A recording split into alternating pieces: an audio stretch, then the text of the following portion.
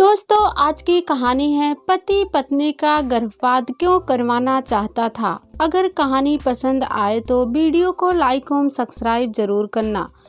विभा और मधुलिका बचपन की सहेली थी। वह दोनों देहरादून रहती थी। उन दोनों के पति भी थे। विभा को चोट लग जाने के कारण बच्चे नहीं हो रहे थे।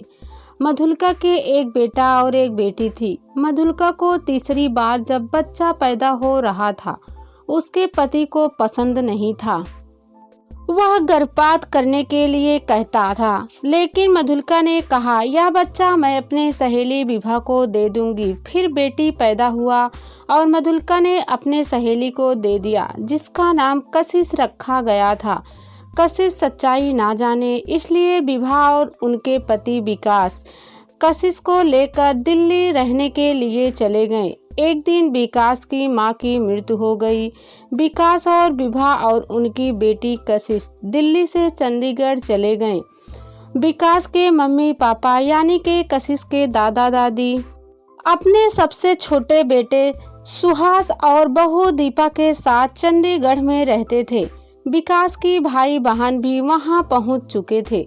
घर में काफी भीड़ थी। कशिश के दादा दादी के अंतिम संस्कार के बाद दादाजी ने कहा, शांति बेटी, तुम्हारी माँ के जो जेवर हैं, मैं चाहता हूँ कि वह तुम सब आपस में बांट लो। तू सबसे बड़ी है, इसलिए सबके जाने से पहले तू बराबर का बंटवारा कर दे। रात को जब कशिश दादाजी के लिए दूध लेकर गई तो दरवाजे के बाहर ही अपना नाम सुनकर ठिठक गई। दादाजी शांति बुआ से कह रहे थे, तुझे कशिश से चिढ़ क्यों है? वह तो बहुत सलीके वाली और प्यारी बच्ची है। मैं कशिश में कोई कमी नहीं निकाल रही पिताजी। मैं तो बस यही कह रही हूँ कि माँ के गहने हमारी पुश्तैनी धरोहर है, जो सिर्फ माँ के बच्चों को मिलने चाहिए, किसी दूसरे की औलाद को नहीं। माँ के जो भी जेवर अभी विभा भाभी को मिलेंगे, वह देर सवेर देंगी तो कशिश को ही। यह नहीं होना चाहिए। शांति बुआ समझाने के सुर में बोली। कशिश इसके आगे कुछ नहीं सुन सकी। दूसरे की औलाद शब्द हथौड़े की तरह उसके दिलो दिमाग पर प्रहार कर रहा था। उसने चुपचाप लौटकर दूध का गिलास नौकर के हाथ दादाजी को भिजवा दिया और सोचने लगी। तभी दीपा चाची उसे ढूंढती हुई आई और बरामदे में पड़ी कुर्सी पर बैठी। तभी कशिश के दिमाग में आया, क्यों ना दीपा चाची से पूछा जाए। आपसे कुछ पूछना है दीपा चाची, बताएंगी? उसने निवेदन करने के अंदाज में कहा। जरूर बताऊंगी। मैं कौन हूँ? कशिश के इस प्रश्न से दीपा चौंक पड़ी। फिर संभल कर बोली, मेरी प्यारी भतीजी कशिश। मगर मैं आपकी असली भतीजी तो नहीं हूँ ना, क्योंकि मैं डॉक्टर विकास और डॉक्टर विभा की नहीं, किसी दूसरे की औलाद हूँ। या तू क्या कह रही है? दीपा ने बात काटी। जो भी कह रही हूँ चाची, सही कह रही हूँ। और कशिश ने शांति बुआ और दादाजी के कही बात चाची से बता दी। दीपा झल्ला कर बोली, तुम्हारी शांति बुआ को भी बगैर बवाल मचाए खाना नहीं पचता। उन्होंने कोई बवाल नहीं मचाया चाची, सिर्फ सच्चाई बताई है। पर अगर आप मुझे यह नहीं बताएंगी कि मैं किसकी औलाद हूँ तो बवाल मच सकता है। मैं जो बताऊंगी उस पर तू यकीन करेगी। अगर यकीन नहीं करना होता तो आपसे पूछती ही क्यों? असलियत जानने के बाद मैं मम्मी पापा से कुछ नहीं पूछूंगी। कभी भी नहीं पूछना बेटे, वरना वह बहुत दुखी होंगे कि शायद उनकी परवरिश में ही कोई कमी रह गई। तुम डॉक्टर मधुलिका और देवेंद्र नाथ वर्मा की बेटी हो। विभा भाभी और मधुलिका बचपन की सहेलियां हैं। बचपन में चोट लग जाने के चलते विभा भाभी कभी मां नहीं बन सकती। मधुलिका ने उनकी गोद में तुम्हें डाल दिया था। विभा भाभी और विकास भाई साहब ने तुम्हें कभी शिकायत का मौका दिए हैं क्या? नहीं मम्मी पापा से मुझे कोई शिकायत नहीं है, लेकिन मधुलिका आंटी ने मुझे क्यों और कैसे दे दिया? दोस्ती की खातिर। दोस्ती ममता से ज्यादा? तभी पापा की अंदर से आवाज आई, मेरे लिए मेरे जीवन की सबसे अमूल्य निधि मेरी बेटी है, जिसके लिए मैं देहरादून से सरकारी नौकरी छोड़कर चला आया। उसके लिए क्या चंद गहने नहीं छोड़ सकता। मैं कल सवेरे यानी आपके बंटवारे से पहले ही यहाँ से चला जाऊंगा। लेकिन माँ की उठवानी शांति बुआ ने पूछा, उसके लिए आप सब है ना? माँ की अंत समय में सेवा कर ली, मेरे लिए यही बहुत है। विकास ने कड़वे सुर में कहा, जो लोग मेरी बेटी को पराया समझते हों, उनके साथ रहना मुझे पसंद नहीं है। उसी समय विकास कशिश को पुकारता हुआ वहां आया और उसे इस तरह बाहों में भरकर अपने कमरे में ले गया जैसे कोई कशिश को उससे छीन ना ले। कल हम दिल्ली लौट रहे हैं कशिश, अब तुम सो जाओ, सुबह जल्दी उठना होगा। विकास ने कहा, जी पापा, कशिश ने कहा और चुपचाप बिस्तर पर लेट गई। विकास ने बत्ती बुझा दी। विकास कुछ देर के बाद विभा का स्वर उभरा, मुझे लगता है इस तरह लौटकर तुम सबकी भावनाओं को ठेस पहुंचा रहे हो। जो भी मेरी बेटी को नकारेगा उसे मैं कदाप स्वीकार नहीं करूंगा, चाहे वह कोई भी हो, यहाँ तक कि तुम भी। अगली सुबह उन्हें विदा करने को केवल दादाजी, सुहास और दीपा ही थे। घर आकर विभा और विकास अपने काम में व्यस्त हो गए और कशिश पढ़ाई में। हालांकि कशिश को लग रहा था कि चंडीगढ़ से लौटने के बाद पापा उसे लेकर कुछ ज्यादा ही पजेसिव हो गए हैं, लेकिन वह अपने असली माता पिता से मिलने और यह जानने को बेचैन थी कि उन्होंने उसे अपनी गोद से उठाकर दूसरे की गोद में क्यों डाल दिया। परीक्षा सिर पर थी और पढ़ाई में दिल नहीं लग रहा था। कशिश यही सोचती रहती थी कि क्या बहाना बनाकर देहरादून जाएं। समीरा उसकी खास सहेली थी, उससे कशिश की बेचैनी छिप नहीं सकी। उसके पूछने पर कशिश को बताना ही पड़ा। समझ में नहीं आ रहा कि देहरादून किस बहाने से जाऊं। तू भी अजब भुलक्कड़ है, कई बार तो बता चुकी हूँ कि सालाना परीक्षा खत्म होते ही मेरे बड़े भाई की शादी है और बारात देहरादून जाएगी। मैं तुझे बारात में ले चलती हूँ, वहाँ जाकर तू जहाँ कहेगी तुझे पहुँचवाने का इंतजाम करवा दूंगी। सो अब सारी चिंता छोड़कर पढ़ाई कर।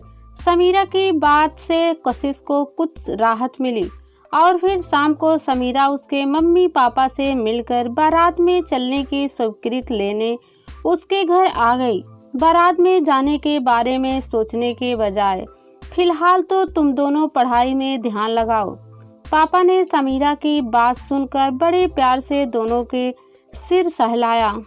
समीरा को विदा करके कशिश जब अंदर आई तो उसने अपने पापा को यह कहते सुना, मैं नहीं चाहती विभा कि कशिश देहरादून जाए और मधुलिका और देवेंद्र से मिले, इसलिए समीरा के भाई की शादी से पहले ही कशिश को लेकर कहीं और घूमने चलते हैं।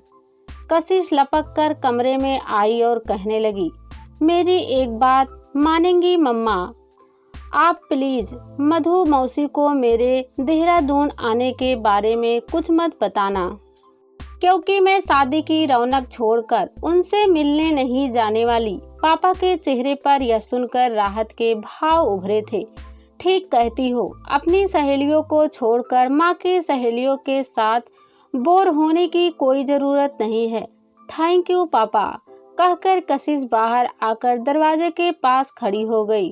पापा मम्मी से कह रहे थे कि अच्छा है कशिश उन दिनों शादी में जा रही है, क्योंकि हम दोनों तो अधिवेशन की तैयारी में व्यस्त हो जाएंगे और यह घर पर बोर होती रहने से बच जाएगी।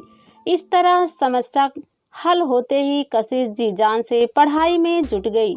देहरादून स्टेशन पर बारात का स्वागत करने वाले में कई महिलाएं भी थीं।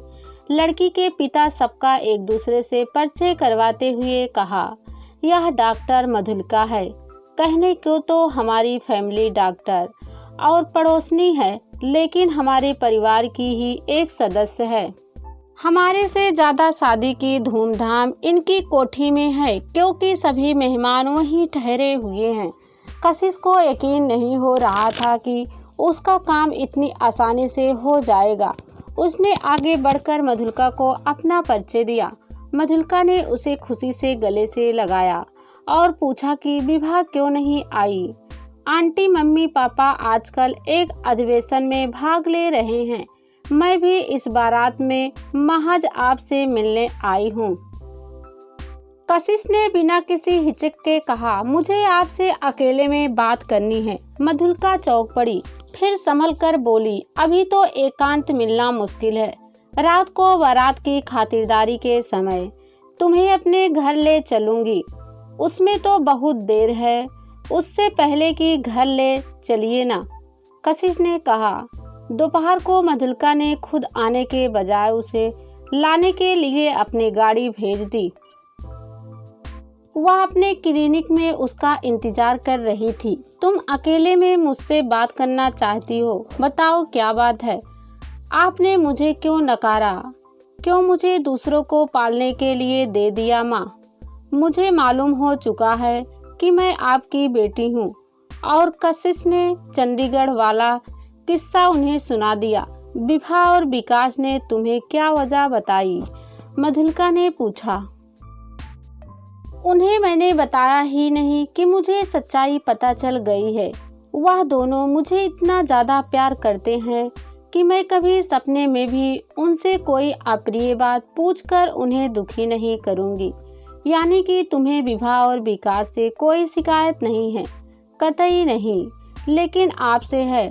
आपने क्यों मुझे अपने से अलग किया? कमाल है, दुखी होने के बजाय मेरा शुक्रिया अदा करना चाहिए कि तुम्हें इतने अच्छे मम्मी पापा दिए।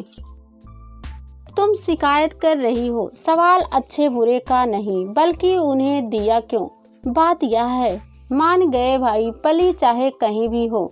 रही वकील की बेटी, मधुलिका ने बात हंसी में टालनी चाहिए, मगर वकील की बेटी को डॉक्टर की बेटी कहलवाने की क्या मजबूरी थी?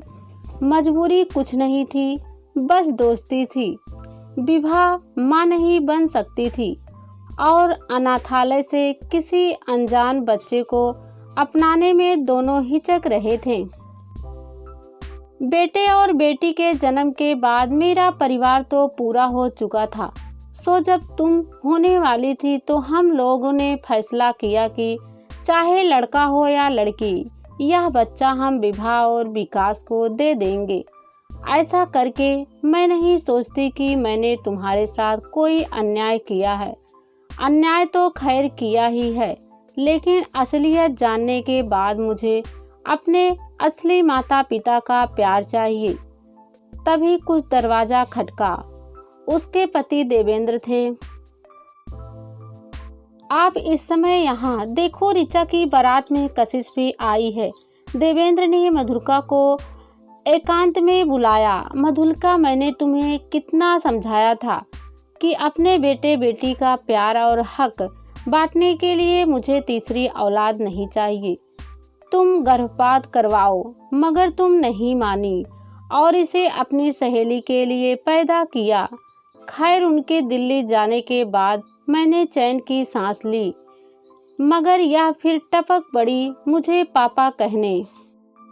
हमारे सुखी परिवार में सेंध लगाने के लिए साफ कह दे रहा हूँ मधु, मेरे लिए यह अनचाही औलाद है। ना मैं स्वयं इसका अस्तित्व स्वीकार करूँगा, न अपने बच्चों को कशिश से मिलने दूंगा। आगे और नहीं सुन सकी। उसने फौरन बाहर आकर एक रिक्शा रोका और दिल्ली चली गई, जहां उसके मम्मी पापा व्यस्तता के बावजूद उसके बगैर बेहाल रहते थे। प्यार जन्म से नहीं होता, प्यार तो प्यार करने वाले से होता है।